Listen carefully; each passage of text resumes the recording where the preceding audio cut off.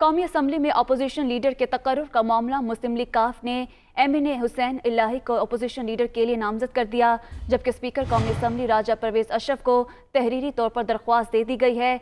दरख्वास्त पर मोनिस इलाही, MNA फरूख खान और हुसैन इलाही के दस्तखत मौजूद हैं। तो आपको बताया कि कौमी असम्बली में अपोजिशन लीडर के तकर्रुर का ये मामला है, जिसमें मुस्लिम लीग काफ ने MNA हुसैन इलाही को अपोजिशन लीडर के लिए नामजद कर दिया।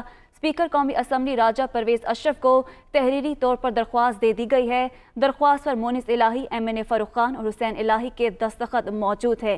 कौमी असम्बली में अपोजिशन लीडर के तकर्रुर का ये मामला है कि जिसमें मुस्लिम लीग काफ ने MNA हुसैन इलाही को अपोजिशन लीडर के लिए नामजद कर दिया है। इसी बारे में मजीद जान लेते अपने नुमाइंदे लियाकत अंसारी से। जी लियाकत, अपडेट कीजिएगा।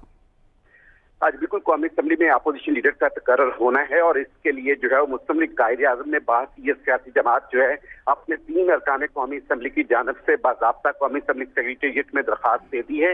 इस दरख्वास्त में जो है वो मुस्लिम लीग काफ ने चौधरी हुसैन गुजरात के MNA हैं, उनका नाम जो है वो अपोजिशन लीडर के लिए जो है दिया है और इस हवाले से स्पीकर कौमी असम्बली राजा परवेज अशरफ के नाम लिखी जाने वाली दरख्वास्त आज जमा करवा दी है। इस दरख्वास्त पर हुसैन लाई, मोनस लाई और खातून MNA फरूख इकबाल के दस्तखत हैं। बुनियादी तौर पर देखा जाए तो अब अपोजिशन का जो अब कौमी असम्बली का ऐवान है उसमें अपोजिशन की ऐसा कोई जमात नहीं है।